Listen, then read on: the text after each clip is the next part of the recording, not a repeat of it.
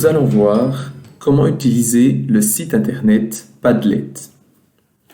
Dans un premier temps, il faut se rendre à l'adresse padlet.com. Si c'est la première fois, il s'agit de s'inscrire. Comme je me suis déjà inscrit, je clique sur Connexion. Nous pouvons voir que il est possible de se loguer avec les différents sites déjà existants. Lorsque nous arrivons sur la page d'accueil de Padlet, nous pouvons créer un nouveau Padlet.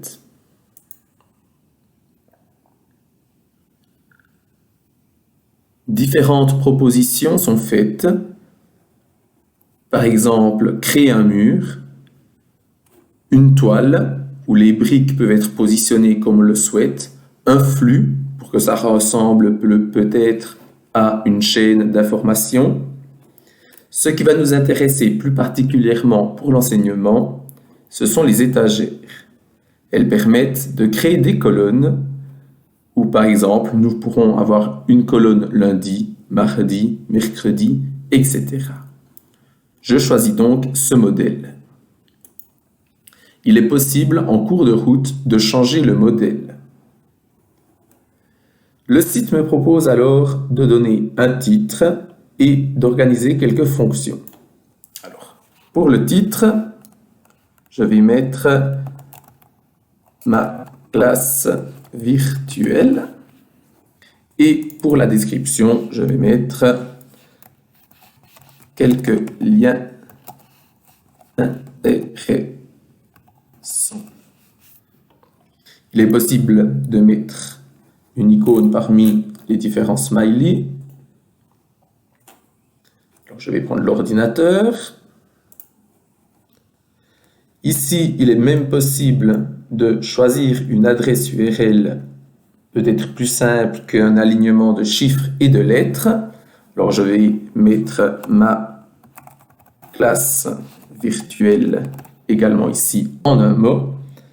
Et il s'agira de partager ce lien aux personnes qui veulent visiter le site.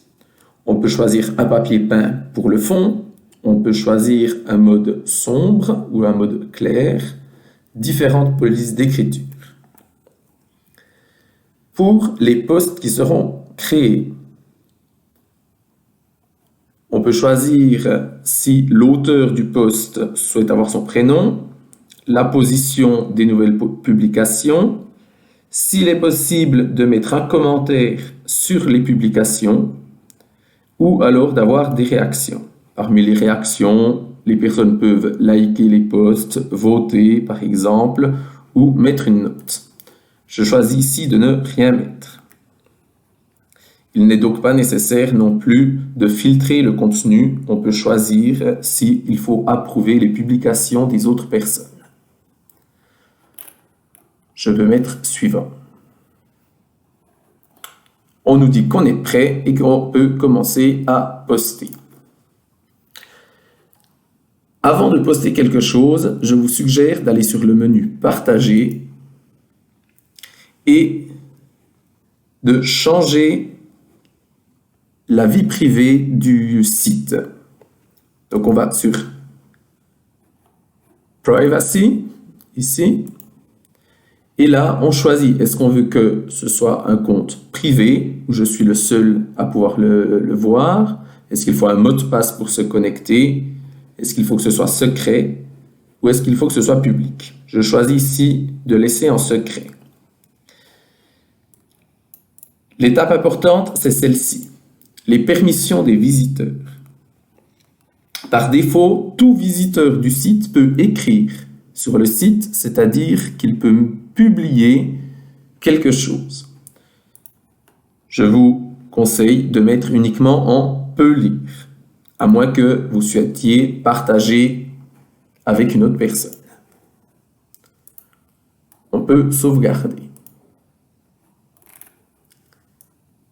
Cette fois-ci, le site est prêt. Je vais nommer une colonne lundi, une colonne mardi, et une colonne mercredi. On peut en ajouter. On voit qu'il y a un petit plus en dessous de chaque colonne.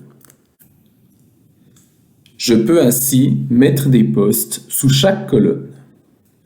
Je vais cliquer sur le plus, mettre un titre et mettre éventuellement une explication supplémentaire.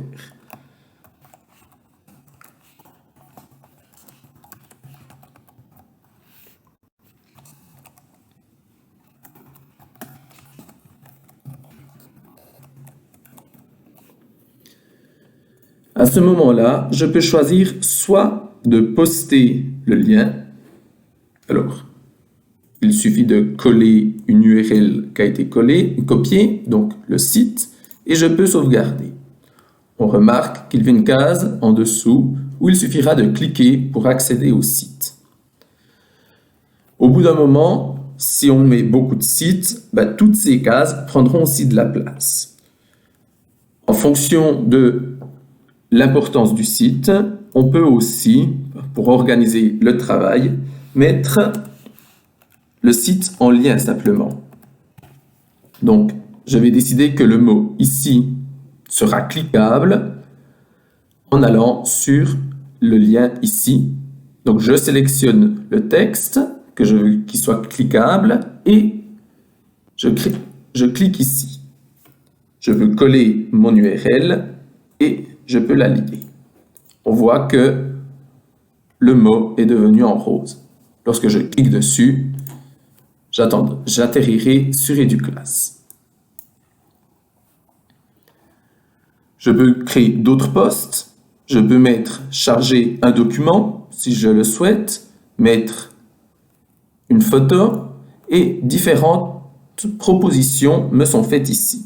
Je peux par exemple aussi mettre une vidéo qui vient de YouTube via le lien comme tout à l'heure. Je copie et je colle le lien et ça m'envoie directement sur YouTube. Pour charger des documents, le site, au bout d'un moment, bloque le stockage. Je vous conseille donc d'utiliser un service en ligne comme Dropbox, Google Drive, OneDrive, etc.